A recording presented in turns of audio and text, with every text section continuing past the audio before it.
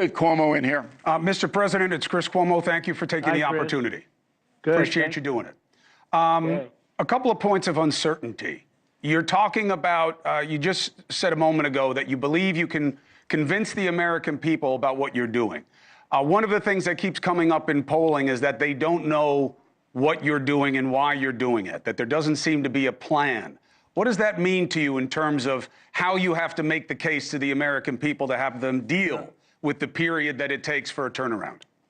Well, the problem is Chris, is I have to be flexible because as you do things in life and in business, you need flexibility. You can't just be hard line and I'm going to run right through a wall and I'm never going to go over it or around it. I'm going to go straight. You have to be able to dodge and move and be flexible, and especially in business.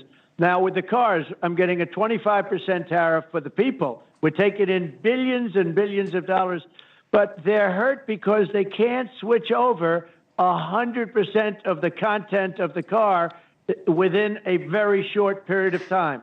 So they came to see me. I understood their problem, and I gave them a period of a year where I brought it down, and then another year. So I gave them a short period, 2 years, where they have to be switched over 100%, where every single part in the car is made in the USA. Now, if I didn't do that, it would have been very, very tough for them. And so what I am is flexible. And if I didn't do that, it would be very tough for these companies. And these companies, it's a transition period, Chris. And transition's an important word because as you do things, you'll say, well, it's like being on the battlefield. You're on the battlefield. Sometimes you're going to move to the left flank, but then you end up moving to the right flank. And it's very much like that in business. And frankly, it's very much like that in life. But we're taking in hundreds of billions of dollars. And if you look at China now, they're not, look, we lost $1 trillion on trade with this Biden. China was just taking us out to lunch.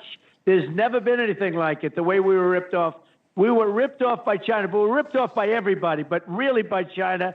They were the king of ripping off the United States. Now they're not doing any business here because I don't want them to do business. So I set a high tariff. I don't want them to do business. Now, will we make a deal? There's a very good chance we're going to make a deal, but we're going to make it on our terms.